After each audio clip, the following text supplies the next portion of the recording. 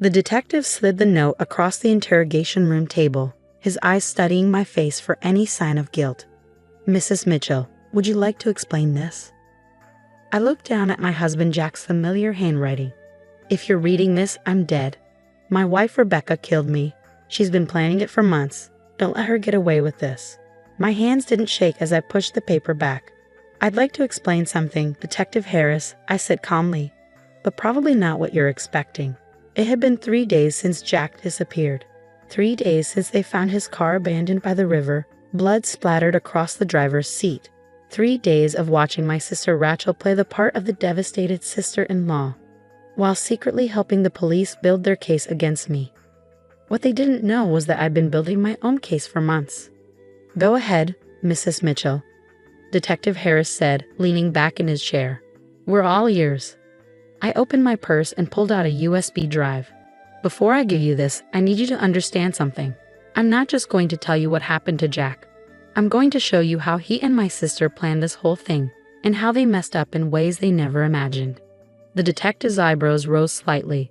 "You're saying your husband faked his own death?"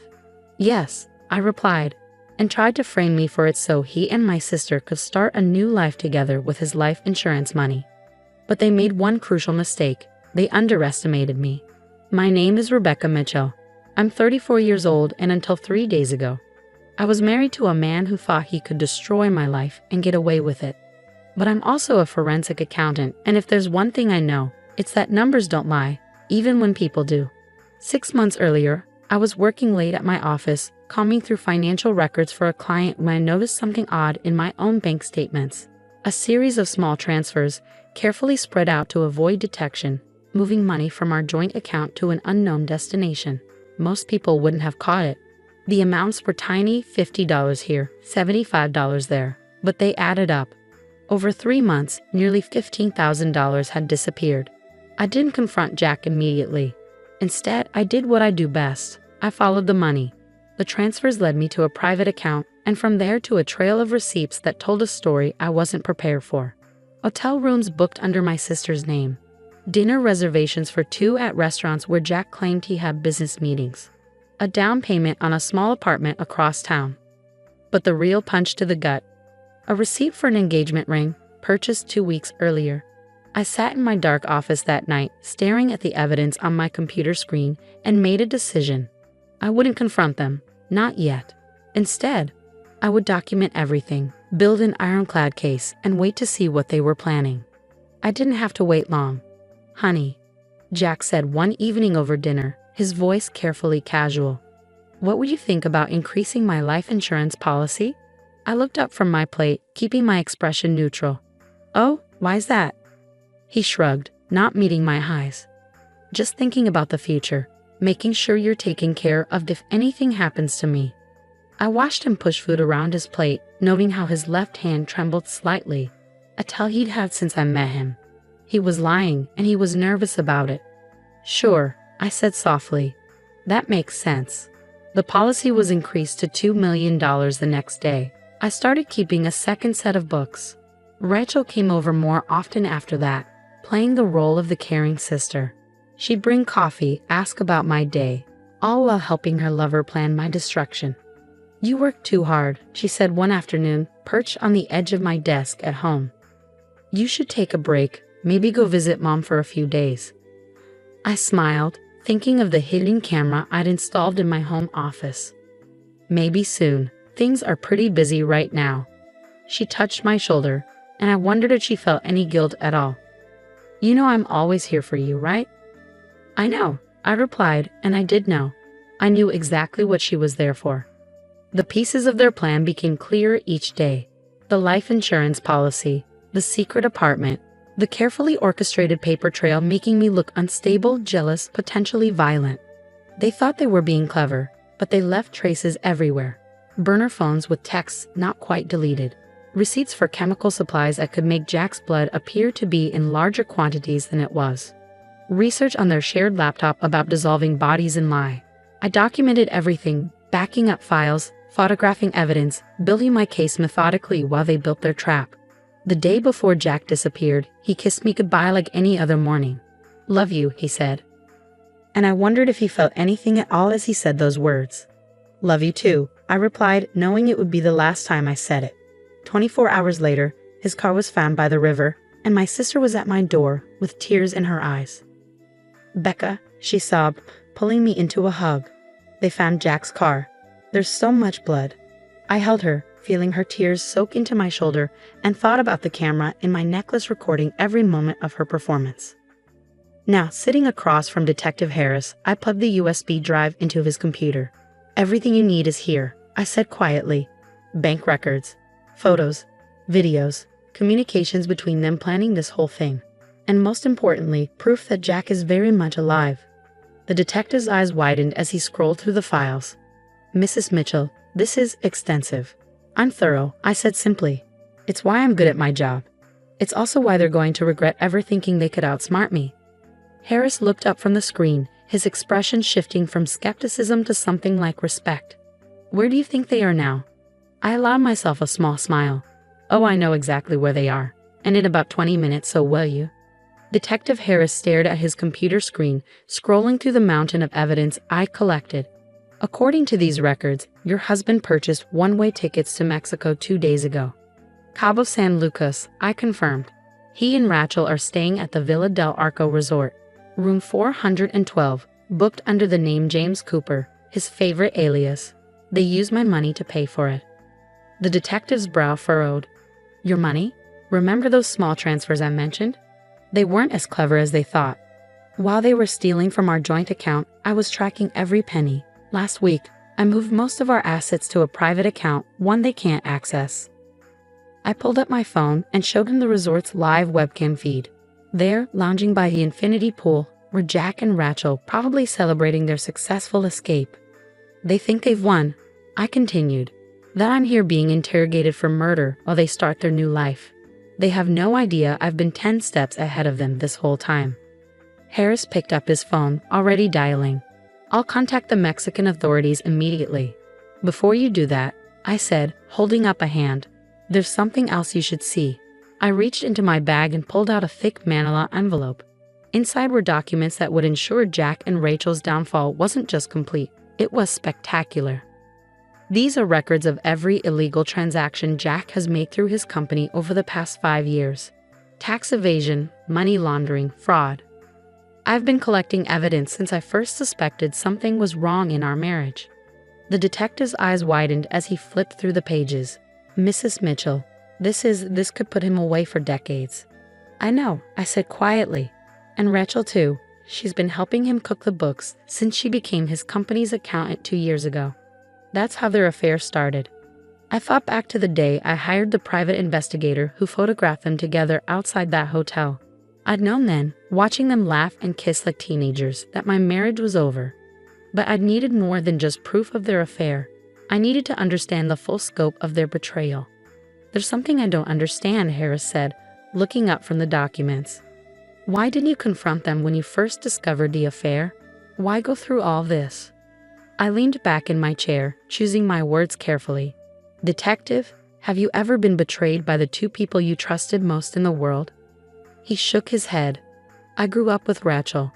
She was more than my sister, she was my best friend. And Jack, I loved him completely. When I realized they were sleeping together, it broke something in me. But when I discovered they were planning to frame me for murder, that they wanted to destroy my life so they could start over with my money." I paused, letting the weight of it sink in. That's when I decided they needed to learn a lesson about underestimating me. Harris nodded slowly. "And the blood in Jack's car?" "Pig blood," I replied. "Bought from a butcher shop last week. They needed it to look convincing. The receipt is on the USB drive, along with security camera footage of Rachel purchasing it." Just then, Harris's phone buzzed. He answered, listened for a moment, then looked at me with raised eyebrows. "Mexican authorities have them in custody," he said. "They tried to run when the police showed up, but didn't get far. They're being held for questioning until we can arrange extradition." I felt a weight lift from my shoulders, not relief exactly, but satisfaction. "Let me guess. They're both claiming they have no idea what's going on." Harris nodded. "Jack's demanding to speak with the American embassy. Says he's the victim of a misunderstanding." I couldn't help but laugh. "Show him the suicide note." The one where he claims I killed him. I'm sure the embassy will be very interested in how a murder victim managed to write a note from beyond the grave. Mrs. Mitchell, Harris said, his tone serious. You do realize you'll have to testify against both of them. This won't be easy. Nothing about this has been easy, detective, I replied. But I've spent 6 months preparing for this moment. I'm ready. As if on cue, my phone lit up with a text from Rachel. Becca, please. This isn't what you think. We can explain everything. I showed the message to Harris, who shook his head in disbelief. They still think they can talk their way out of this. They've always underestimated me, I said, deleting the message without responding. It's why we're here, and they're in a Mexican jail. The next few hours were a blur of statements and paperwork. I walked the detective through every piece of evidence, every document, every recording. By the time we finished, the sun was setting over the city. We'll need you to come back tomorrow, Harris said as I gathered my things. There's more paperwork to fill out, and we'll need formal statements about everything. I nodded, suddenly exhausted.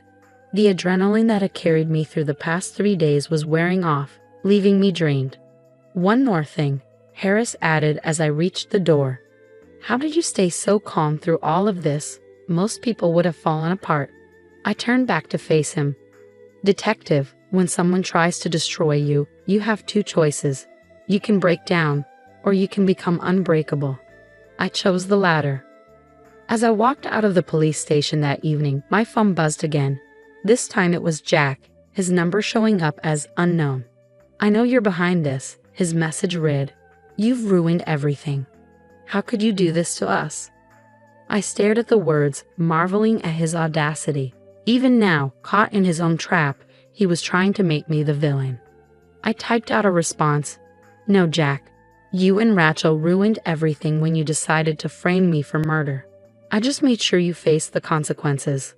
Then I blocked his number, got in my car, and drove home to the house that was now mine alone. I woke the next morning to breaking news headlines splashed across my phone. Local businessman and sister-in-law arrested in murder hoax. The story was everywhere, complete with their mugshots from Mexican custody. Jack looked shell-shocked, his normally perfect hair disheveled. Rachel's makeup was streaked with tears. Within hours, my phone was flooded with messages from friends, family, and coworkers. Everyone wanted to know how I was holding up, how I discovered their plan, whether I'd seen the signs before it was too late. I ignored them all and drove to the police station for my formal statement. Detective Harris was waiting with a cup of coffee and a thick stack of papers. You've caused quite a stir, Mrs. Mitchell. The DA is very interested in this case. I imagine he is, I replied, settling into the chair across from him. How are our lovebirds doing in Mexico? Not well, he said, a hint of satisfaction in his voice. They're being extradited today. Jack's company board has already voted to remove him as CEO, and they're launching their own investigation into the financial crimes you uncovered. I nodded, unsurprised. They'll find more. Jack's been embezzling for years. I only scratched the surface in my investigation. About that, Harris leaned forward. How did you know to start looking into his finances in the first place? I took a sip of coffee, remembering the moment everything changed. It was something Rachel said at Christmas last year. We were talking about Jack's company, and she mentioned how clever he was with creative accounting. The way she said it, there was this intimacy in her voice, like she was proud of him. That's when I knew. Knew they were having an affair. Knew they were up to something bigger, I corrected. The affair was just part of it. They were planning something, and I needed to find out what. As I finished giving my statement, Harris's phone buzzed. He checked it and looked up at me. They've landed. Want to watch their perp walk? I considered it for a moment. No, I said finally. I have somewhere else to be. That somewhere was Jack's company headquarters, where I had an appointment with the board of directors. They needed to understand the full scope of what Jack had done, and how I could help them fix it. I spent 3 hours walking them through the evidence, explaining how Jack had manipulated the books, where the missing money had gone. By the time I finished, they had offered me a consulting contract to help clean up the mess. Mrs. Mitchell, the board chairman said as I prepared to leave, I have to ask, why didn't you come forward sooner? I met his gaze steadily. Because I needed to understand everything first. Not just the affairs or the fraud, but who they really were. What they were capable of. He nodded thoughtfully. And now? Now they can face the consequences of their actions, I said simply. All of them. The preliminary hearing was set for the following week. I sat in a courtroom, watching as Jack and Rachel were led in wearing orange jumpsuits. They wouldn't look at me, but I could see them whispering to each other when they thought no one was watching. Their lawyers tried to paint it as a lover's mistake, a momentary lapse in judgment. But the evidence was overwhelming. The fraud charges alone carried a minimum sentence of 15 years. The attempted framing, the insurance fraud, the theft, it all added up. When it was my turn to testify, I walked to the stand with my head held high. Jack finally looked at me then, his eyes pleading for mercy. Rachel stared at her hands, shoulders shaking with quiet sobs. Mrs. Mitchell, the prosecutor began, please tell the court how you discovered your husband and sister's plan. I took a deep breath and began to speak. I told them everything. The suspicious transfers, the secret meetings, the carefully orchestrated plan to frame me for murder. With each word, I watched Jack and Rachel shrink further into themselves. And what made you decide to gather evidence rather than confront them immediately? The prosecutor asked. I looked directly at Jack as I answered, because they thought I was weak. They thought I was so blinded by love and trust that I wouldn't see what was right in front of me. They underestimated me, and that was their biggest mistake. The trial lasted 2 weeks. In the end, Jack was sentenced to 20 years for fraud, conspiracy, and attempted insurance fraud. Rachel got 12 years for her role in the scheme. They were both ordered to repay the money they'd stolen, plus damages. As they were led away, Rachel turned to me one last time. I'm sorry, Becca, she whispered. I never meant for it to go this far. I didn't respond. Her words meant nothing now. Outside the courthouse, reporters clamored for a statement. I gave them one sentence. The truth always comes out. That evening, I sat alone in my home office, looking at old photos of happier times. My wedding day, family vacations, holidays where we all smiled and pretended everything was perfect. I took each photo out of its frame and dropped them into a box marked, Donate. My phone buzzed with a text from Detective Harris. You okay? I thought about his question carefully before responding. Was I okay? My husband and sister were in prison. My family was shattered. My life had been completely upended. But I was still standing, still fighting, still winning. Yes, I texted back. I'm more than okay. I'm free. I closed my laptop, turned off the lights, and walked out of the office. Tomorrow, I would start my new consulting job. Next week, I would look at houses in a new neighborhood. In a month, I would take that vacation to Italy I'd always dreamed about. But tonight, I would sleep peacefully, knowing that I had turned their betrayal into my triumph. They had tried to write my ending, but I had written my own beginning instead.